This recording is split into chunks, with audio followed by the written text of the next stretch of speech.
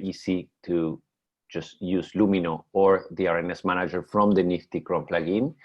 And for those of you who do not know Lumino, I encourage you to check it out on the dev portal, but basically enables any token that you deploy on RSK to be uploaded on Lumino and be used through hubs at almost no fees.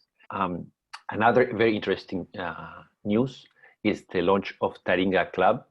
I don't know if you're aware, but the IOV Labs organization has acquired Taringa, which is the largest Spanish-speaking social network in the world, with almost 12 million active users per month. And we are working now very close to the Taringa team to make the whole RSK ecosystem available to the Taringa users. So if you want to think some ideas for the hackathon, keep in mind that on top of the RSK blockchain and community, we have the Taringa community, which is new to the blockchain experience. So we are working very hard on the user experience and make it as easy as possible. But it's a huge audience that is waiting to adopt and to play around with the games that we can build or with the tools that we can develop on top of RSK. So Taringa Club is this small beta testing group, which is around 1,000 people right now, which are going through the onboarding process and playing around with the Taringa token, which is linked to the Rift token. So, you know, everything is connected, and there are amazing synergies between RSK and Rift technology with the Taringa community. And finally, the Rift team is working hard on the proof of concept of Rift identity. So Rift identity is going to be a solution, a proof of concept that combines the management and creation of decentralized deeds or credentials. We're working this, we're doing it for the Gibraltar government, also for Rift Enterprise and for the open blockchain solution in general.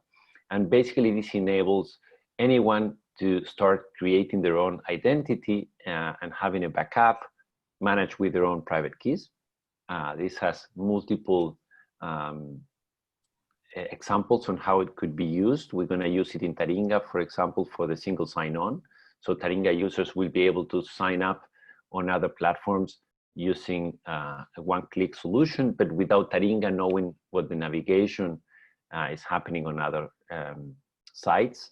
We're going to be using this for government solutions, so the citizens can hold a backup of their own identity or driving license or anything they want. So in case there's a problem with the government, they have a backup of those deeds or credentials that they've been collecting.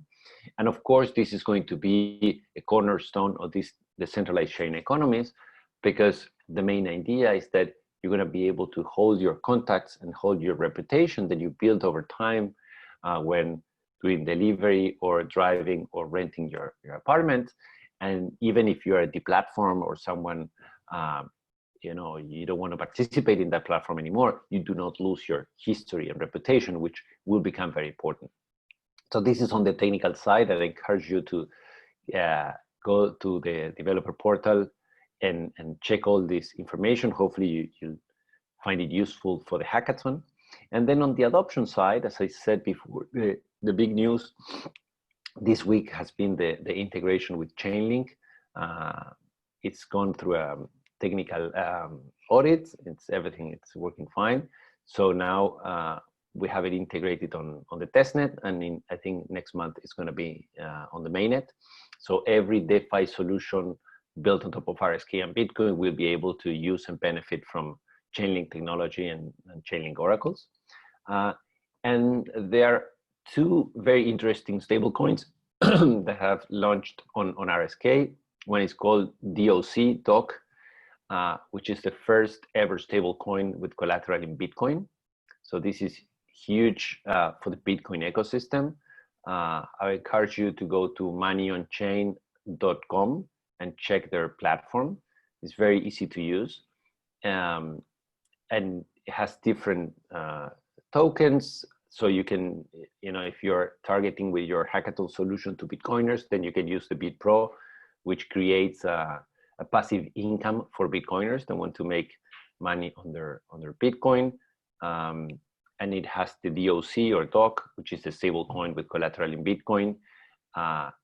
It's amazing the reception that the money on chain solution is having with different Bitcoin miners and Bitcoiners, all-time Bitcoiners.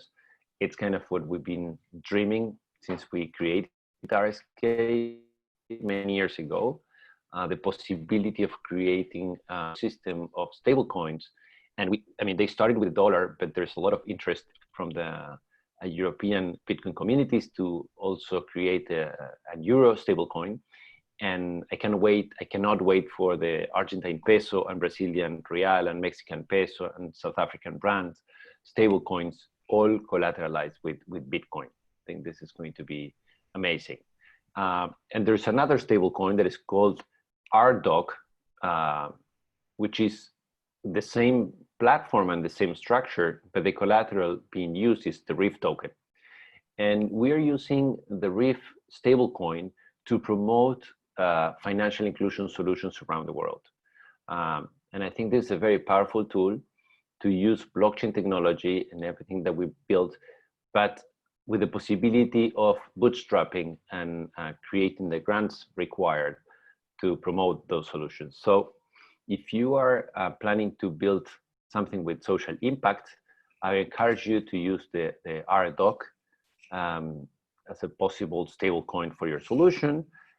Feel free to reach us out because we are looking for social impact projects to support from the RIF dollar or RDoc stablecoin team. There's a very interesting project in South Africa that we are talking and trying to help. Hopefully, we're going to be able to use the RIF dollar on that project. Is economic incentives for low-income HIV patients who usually drop the treatment and then they develop resistance. So the idea is that they're going to provide financial incentives so the patients stay in the treatment and improve their health significantly. There's another project that has been announced yesterday in Chaco. Chaco is like a very poor province in Argentina, and they're going to be using our talk to promote collateral guarantees for small producers, farmers. So basically farmers will be able to get raw materials for their production with this organization providing the collateral in case they default, and everything is going to be done with RDoc. And of course, we have the Didi project in Argentina. I don't know if you know it, it's quite famous because it's been supported by the AIDB, the International Development Bank. And what Didi does, and I'm just sharing this to give you ideas that might trigger new ideas. No, I think this is important for hackathons. What Didi identified is the following. In these slums and poor groups, the only way that they can do micro loans is within their teams. And this is my last comment, and with this I pass it on to the rest. Sorry. So these families, when they need financial support, they only can ask to their family members, and they lend to each other, and this never gets registered anywhere. So when they want to go to a bank or when they want to ask for external funding, it's impossible because they don't have a credit rating. So what the Didi team did was built around decentralized ID and built on top of exactly the same technology that we are putting together in RIF Identity, a way for these family members to track these closed loop family loans and build up a reputation, a financial reputation over time.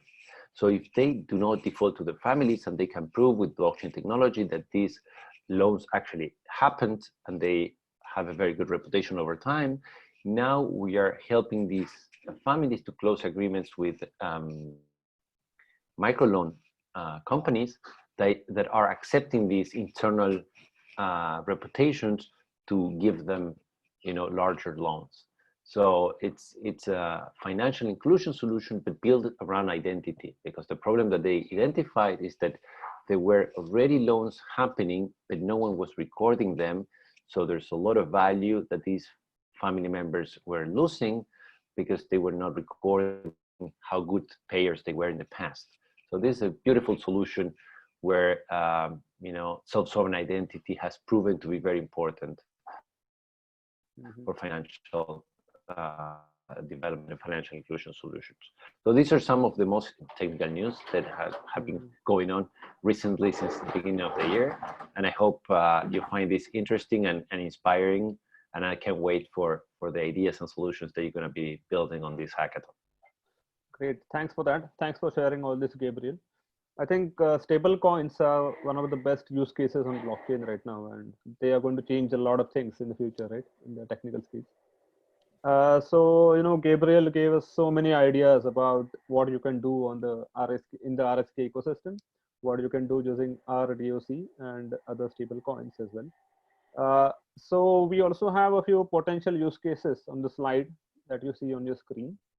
So apart from, so these are the main use cases that you should be focusing on for the RSK track. If you have any other use cases, any other things, you can obviously ask them to our team, to colleagues from Endorse, and then we can connect you with the right mentors from the RSK and other teams as needed. Yeah, Greg, let me add something. I see their community wallets. Yeah. Something that I failed to mention is that we also launched the R wallet, which is a fully open source wallet that it's on the developer portal as well. So all the teams can use the R wallet as an inspiration to build on top. So that information is also available for everyone who needs it as a basis to build whatever they're building. Definitely. Thanks for that, Gabriel. So Gustavo, we have you now. So can you quickly talk about some of the use cases and the awesome prizes that we have for the RSK track? Yeah, thank you. Thank you, Gordon. Can you hear me well? Yes, I can. Yeah. Nice. Yeah, well, let me present myself. And I'm Gustavo Segovia. I'm currently working for Blockchain for Humanity. And this last year, we are giving a very special focus on social currencies, on community currencies powered by blockchain. And this is one of the new interesting elements that are appearing in the space. Let me just explain you briefly, because actually a community currency is not a new thing. We have had community currencies for thousands of years, probably, when people just realized that a currency is an agreement between a community in order to accept something. Let's call it a token, could be a stable coin, could be Bitcoin, as a medium of exchange. Okay, so just by the fact that people agree together, they add this social factor on that, they could create their own currencies. Of course, in that case, the trust in that currency is very limited, because if you only create a currency in a group of friends, you can't exchange value with, let's say, an ecosystem, an economic ecosystem beyond that group of friends that you have there. No, so here is actually where blockchains and smart contracts come into game. Okay, because you can create commitments between this group of, I don't want to call them friends, but let's call it a community in wherever place you are, and you take social agreements. You make a social contract with your peers, and on top of that, you also add some collaterals in whatever kind of currency that you want to choose. We can talk about RBTC. We can talk about the Rift dollar. We can talk about different kind of collaterals, and bond that collateral into a community fund that will back up the value of this new currency that you are creating within your community. Okay, in order that when people actually need to go beyond the local economy and solve one need that they have, that need is not covered within that local community, so they can have, let's say, a proxy. They have a bridge, they have a way to exchange value with an ecosystem, with an economy beyond that. So this information is more detailed in the post-COVID hack webpage, where you find all those use cases that you see there, and you can find a lot of resources as well, a more meaningful explanation. We're talking about one very interesting protocol, which is called the Bancorp Protocol. Upon it is built the Bancorp network in Ethereum, and we as Blockchain for Humanity will really look forward to see this kind of implementations in the Bitcoin network, because we really see Bitcoin as the global currency. Okay, but Bitcoin as such is not causing financial inclusion there, because people still need to buy Bitcoin to use it. Okay, so there is no real inclusion for those people, for their communities, that they are lacking of liquidity in their national currency and whatever kind of form of money that they have. No, so these use cases actually offer them a way to create their own money. This is what we call people-powered money, as a matter of fact, and link it with Bitcoin. Okay, so either if you can create your micro economy, okay, with bonding curve, with this kind of smart contracts, you have a way to interconnect, to be interoperable to the world economy.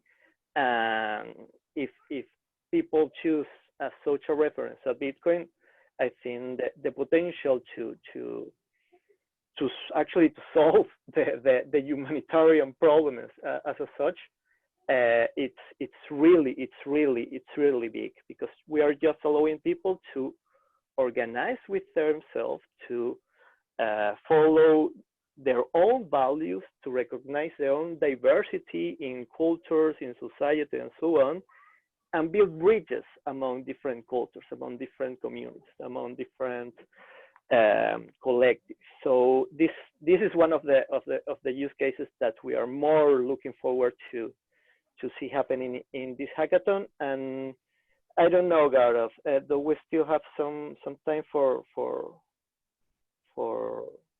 No, I think we can come back to it later, maybe. So okay, awesome. I have a few questions for other panelists as well. Great, thanks for that, Gustav. So Richard, if you can go to the next slide. Great. So that was about the RSK track, which had to do about socio-economic inclusion and financial inclusion. So some really awesome technology there that you can use. But we also have an open track for those developers who might not be familiar with RSK technology or the RSK ecosystem. So in the open track, you can use any kind of a blockchain technology, be it RSK or be it Ethereum or any other technology. And you can develop solutions for one of these potential use cases, or even come up with some amazing new ideas as well. So I'll talk about the user experience and privacy. So user experience, I think, is very important for blockchain applications, right? So as you know, a lot of people in the world today are using blockchain applications, but it is you still have some friction for lay people. So people who are not from a blockchain background, you still have some friction for them to start using blockchain technology, start adopting the blockchain technology. And one of the major reasons for that is user experience. So as you know, if you, as Gustavo was saying, financial inclusion with Bitcoin and other technologies right now, for example, is very difficult, because you have to go and buy Bitcoin from somewhere and then convert that to a stable coin, for example, and then convert that to some other coins. So we would love to see some applications which tackle these UX problems, these user experience problems, and make it very easy for lay people to start using blockchain technology. That's one of the main important things. And second, very important thing is also about privacy and security in blockchain applications, because as you know, everything that you put on the blockchain is public in nature. So in that case, if you want to build an identity system on the blockchain, or if you want to build some health related applications on the blockchain, how do you maintain the privacy of the users? And also, how do you maintain the security of the data and the smart contracts, right? Because if a smart contract gets hacked, you have a potential to lose thousands and millions of dollars in that case. So how do you tackle these issues? So the open track is all about that. You can use one of these use cases, or you can come up with your own use case as well. And for the open track, we have some amazing devices. We have MacBook Pro 13-inch, we have an iPad, and we have a few Kindles that will be rewarded to the top teams in this case. Also, another interesting thing is KuChain, which is one of the latest protocols by KuCoin. They are also going to be providing grants for working on their technology under the open track. And Lau will be talking about that in a while. Along with that, we also have Mishcon de Reya, one of the top law firms in the UK, who will be providing legal engineering advisory and mentorship to the top teams. So a lot of nice prizes along with the cash prizes. You also have some really great opportunity to interact with the top lawyers and top legal minds in the UK and in the world, I would say. Great. So this was about the RSK and open track. If you have any questions, please put them in the chat and keep on putting them. We'll address all the questions at the end if we get time. So now my next question, so now let's start with the panel discussion as a whole. My first question is to Eddie. So Eddie is the CEO of Coincilium. So Eddie, as one of the co-organizers of this hackathon, can you talk about what was your motivation for initiating this hackathon? And along with that, can you also talk about how you see blockchain technology as an important aspect in the next few years? How do you think blockchain technology is going to play an important role in the next few years? Sure, Gaurang. Thank you to all the participants that are here, and very happy to be here and participate to this panel and to this initiative of the hackathon with Indoors and the partners. Sure, the motivations for this hackathon that we are working on with Indoors are quite straightforward. I mean, we can early on anticipate that the social and the economic cost of this pandemic is going to be very high, and unfortunately that is both demonstrated by personal experiences that we can see close to us, or by macroeconomic numbers as well. When we see the first numbers coming in show a huge decline in GDP for most of the countries around the world. Of course, certain sectors are more affected than others, but overall, the economic numbers are going to affect everyone and each of us, right?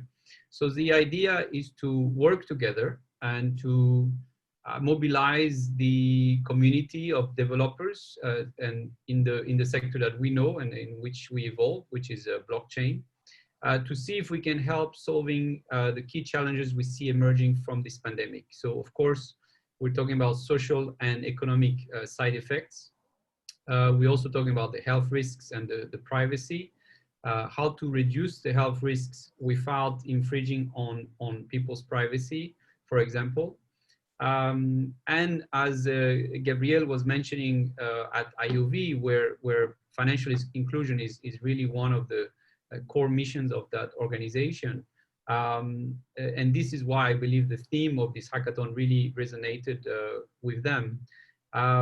Well, you know, we have all these social and economic issues, and many of which have actually been existing for a long time. I mean, not you know, the examples that Gabriel was giving are not necessarily linked at all to the COVID pandemic, but the problem of this pandemic it is that it has erased a lot of the progress that had been made until now. So, for example, in terms of poverty, a lot of social impact organizations, a lot of charity organizations working hard around the world had made some progress, and some articles that have been circulating show that a lot of the progress that had been made has been erased by these months of no economic activity, because again, the people who are either unbanked or under a certain level of income are the ones most affected by this pandemic, and they're the ones most at risk, right? But in contrast with all these negatives, we feel that this is as well a chance. So it's a chance to actually build from something new, building more resilient systems. And obviously, we believe, to come back to your blockchain technology question, we believe that blockchain technology is a way to build resilient systems, censorship resistant as well, decentralized systems, in areas where this maybe wasn't done before, or maybe not completely, no one was really focusing on. So this post-COVID actually put the spotlight on certain weaknesses in our societies. And I think that through the hackathon, with all these brain power of the hundreds of registrants already, I'm sure we're going to come up with great solutions, and we're going to use these blockchain technologies to this effect. Because we know that as humans, we usually react in terms of needs and the urgency of needs, right? So when the economy is hurt as it is right now, and there is a definite need to bring revenues for a very large part of the population, I think this is the right time to change as well. So we all know that Bitcoin and blockchain come as possibly as a reaction to the 2008 financial crisis. So we are facing a new crisis today, and a very global crisis again today. And therefore, we see that there is again a need for new solutions, and hopefully new solutions that are built on blockchain technology. So this is why we're looking at this space in this angle. And of course, we're very much aware that there is great creativity and innovation in blockchain in other areas. But as we know very well these days, some areas are, let's say, often on a very speculative basis and not necessarily making a link, and actually quite insulated, I would say, from the real economic problems or the real economy in general. So I think it's great to have a hackathon that actually bridges this gap and brings together the real economy and the blockchain technology. Great, thanks for an amazing answer, Eddie. So the next question is for Lau. Lau, you. Hey, hi, Lau. Hi, Lou. This is Lou. Hi. Hey, Lou. Hi. Nice to have you on the panel. So Lou, KuCoin is one of the most popular crypto exchanges in the world. But today, can you talk more about KuChain, which is one of the latest innovations from your team? Oh, yeah, sure. Well, thank you first, Karan. And hi, guys, this is Lou. I'm from KuChain. I'm leading the operational matters, and very glad to be here and to support the hackathon and to be here with you guys, be part of this panel. Just to answer your question, as you mentioned, KuCoin is one of the top tier crypto exchange in this world. And that's where basically KuChain's resources and experience are backed up. And also where KuChain's market demands comes from. These are mostly financial related, financial related demands. And KuCoin has decided to launch a KuChain project a year ago with all skills combined, both business and technology development wise, plus 3-year experience in the financial field to specifically serve the financial area. So technically speaking, we have chosen from the beginning to develop KuChain on basis of Cosmos SDK because it's extremely open to modifications.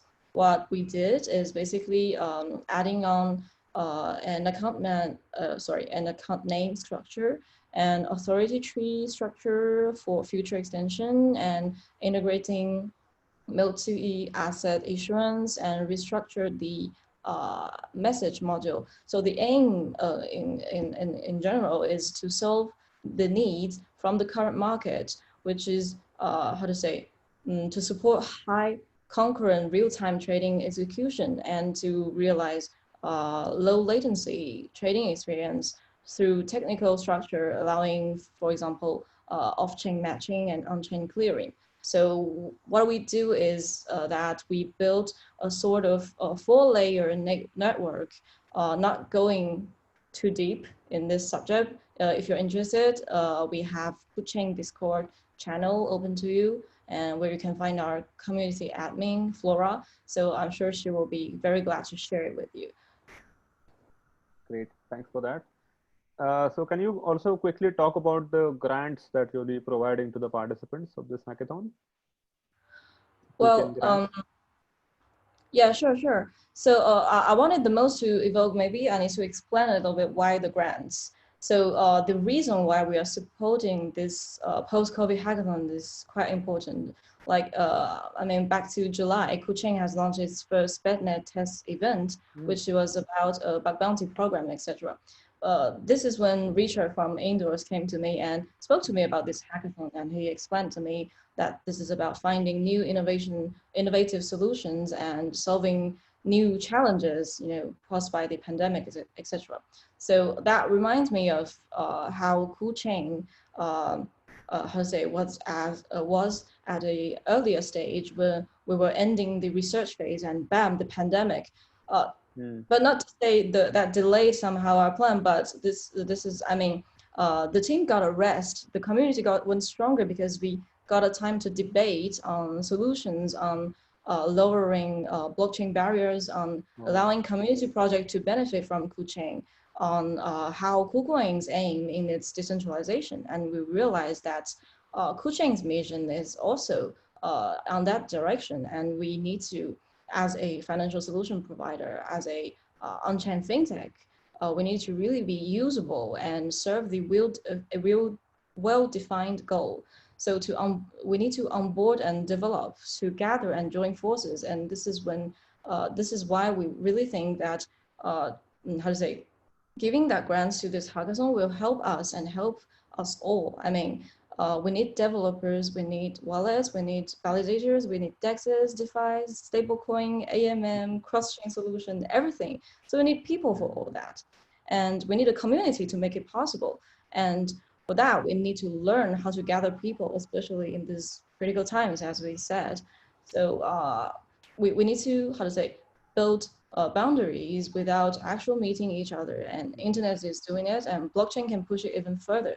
So Hackathon here is doing this job of gathering, and I believe this is a brilliant idea, and that is why KuChain chose to be part of it, to back up the open track on the hackathon. And the grant will be no less than $5,000 that KuChain will be granting for the winners, and this will come from KuChain Foundation. So we also have our core developer in the hackathon Slack group. His name is Cain, C-A-I-N. And we also have Johnny, our KuCoin Global CEO, as the jury of the hackathon. So we would like to support the event from an overall perspective, and that's basically how we support the hackathon at this stage. But we will keep on until November. Yeah. Great. Thanks for supporting us, Lou. And as you said, community is one of the most important things for any blockchain protocol to succeed and to take over it. Yeah, great. Thanks for that, Lou. My next question is for Tom. So Tom Grogan is the engineering technology lead from Mishcon de Rea. It is one of the big 4 law firms in the UK. Hey, Tom. So we have touched upon blockchain through the other panelists and participants. So I would like you to talk about and elaborate on how the legal industry is actually looking at blockchain, and what are your thoughts on this? Yeah. Thanks very much, and hi everyone. Thanks for having me. This is super exciting to be kicking off this hackathon. It's a really important one, I think, and as all the other panelists have said, it's filling a gap that right now probably has never been more important. So to answer the question, I guess there's 2 ways in which the legal industry is thinking about blockchain. There is blockchain and the law. What are the laws and regulations pertaining to blockchain and DLT more broadly. That obviously varies from jurisdiction to jurisdiction in terms of the actual rules, but broadly speaking, the sorts of questions that are raised are the same universally. There are questions around data protection. How does your platform fit with the prevailing legal and regulatory framework relating to data protection? How is data stored on chain? How are actors using the data that's stored on chain? There's issues around financial regulatory. So in particular, this is probably more of a topical conversation in 2017 in the sort of the peak of the ICO hype. But when does a crypto asset constitute a security for the purposes of security law? When is it a utility token? When is it a currency? We talk about cryptocurrencies rather blasé, but the concept of a currency is quite a strictly defined term at law. So when does it meet the definition of e-money, and what does that mean? Those are questions that we're very used to talking about. There's obviously also cybersecurity aspects. People talk all the time about the security of blockchain and the various platforms within it. And whilst it's absolutely true that Bitcoin has never been hacked, exchanges have absolutely been hacked, and often the things that are built on top and the ramps off of blockchain platforms can be hacked. So we have to look quite closely from a cybersecurity and a cyber resilience point of view. And I'm trying to think if there's anything major I've missed on the law and blockchain. And I guess the other one is more related to the subject matter of a platform. If you're tokenizing a real estate asset, for example, you should probably be thinking about land law. If you are tokenizing something to do with a pharmaceutical supply chain, you probably need to have an eye to the various pharma regulations and legislation. If you're operating in an area which I suspect may be something that's of interest on this one, in an area that perhaps isn't regulated now but probably is going to be, you probably need to have an eye to the future there as well. So the obvious example there, for example, would be the carbon market.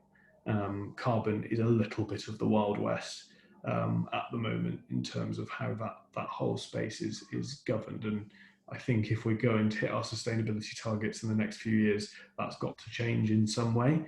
So it's worth having an eye to that. So that is the law and blockchain, very, very, very high level. It's almost impossible to talk about it in the abstract.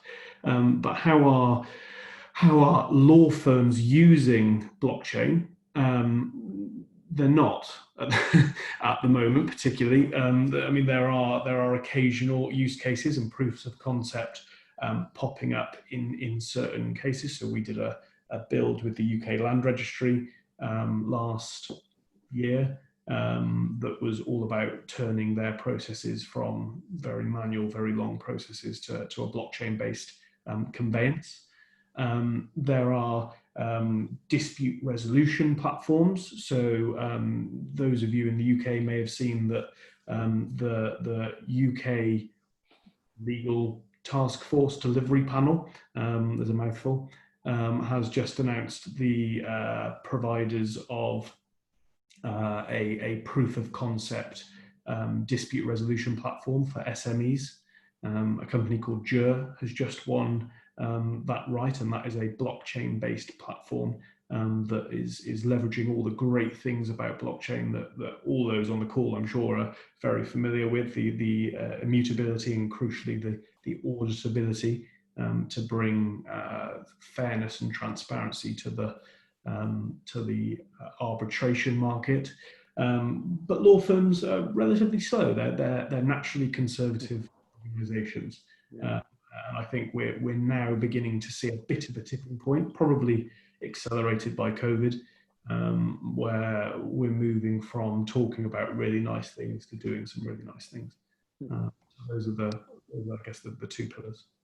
You're completely right, Tom. I think the real estate law and real estate applications have seen some really good innovations in the last few years, right? from the blockchain space? Yeah, absolutely. The real estate is an area that real estate is one of those areas that is ripe for innovation, and we, for the first time in a long time now, have the technology to do what I think people had dreamt about 20 years ago. So we're seeing some really interesting things there. It's worth saying, I guess, given, so I'll be a judge on this, and will also, along with a couple of my colleagues, be available as a mentor for people taking part in the hackathon. I guess it's worth saying I've got 3 hats on in that respect. We've got my lawyer hat, so I'm a lawyer, sorry. And we're able to help you insofar as there is your system touches on the legal and regulatory aspects. But one thing we found when we launched our blockchain group about 3 years ago now at Mishcon is that actually just telling people when they have broken the law or how they need to be particularly useful.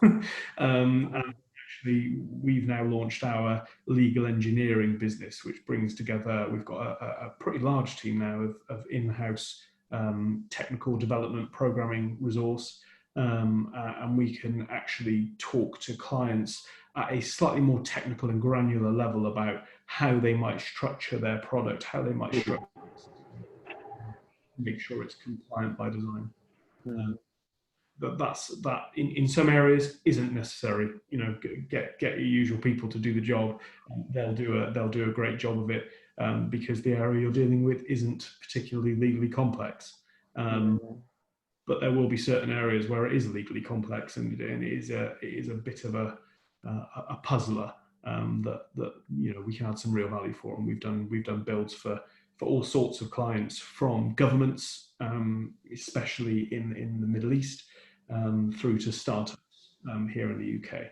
And the third one I would just mention before I hand over is our product Hackathon. So we were the first major law firm to launch our own dedicated technology incubator, MDR Lab. That is focused primarily on legal tech. But as part of that, we work with all sorts of, and actually have invested in a number of really interesting young businesses at various stages of maturity, most of which very early startup. And we love nothing more than sort of getting our hands dirty and working with the product side of those businesses and really making fine the legal and the regulatory. We get that right, but frankly, that's the easy bit. It's getting the product right and the user experience right and the data structures correct and compliant, but also functional. We love doing that and look forward to working with all you guys as part of this hackathon. Compliant is the most important here, right? I'm thinking about getting it technical. Yeah. Great. So some really exciting use cases mentioned by Tom. So if any of the participants want to explore some legal use cases, we can connect you with Tom here. Great. Thanks for that, Tom. So before we finish this webinar today, so I think Gustavo had something to say earlier. Gustavo, maybe you can quickly say some parting words. Yeah, well, when you mentioned earlier, you mentioned when during Tom's speech, because I think my microphone went too loud, or right. Before him during you're on mute again. I think. Hey, can you hear me? Yeah, can you hear me now? Yes, I can hear you now. Yeah, I mean, I have more to say earlier, but I don't think I have enough time to share all that I would like to share, and all that's me from my side and from our team. See the huge potential that still needs to be discovered in order to use this technology to serve humanity, to create prosperity among our societies. And it is too much. It is too much, like to make a summary in the 2 minutes that we have. But if you guys are of course interested in develop any of the use case that you find in the in the social inclusion, social economic inclusion track. If you are willing to know more about decentralized governance, how it can go, how it can help community to thrive and to solve the financial crisis that they could be having in these very special times. If you want to dig more into social currencies and is about bonding curve, protocol, and all of that, you find me Slack chat. I will be mentoring people as long as they push me, as long as they have doubts. You will have all of my support in terms of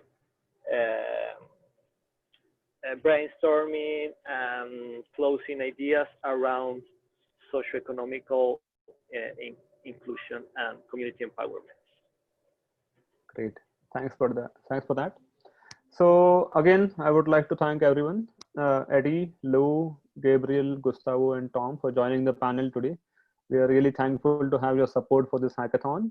And yeah, we already have more than 700 registrations for the hackathon. So I hope we can make it really big and actually make change to the world. So thanks for this. Before we finish, do we have any final questions from the participants?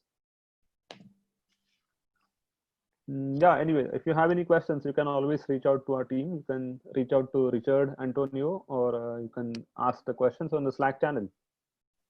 Great. Thank you, everyone. Thank you very much. Good luck to everyone. Thank you, everyone. Bye.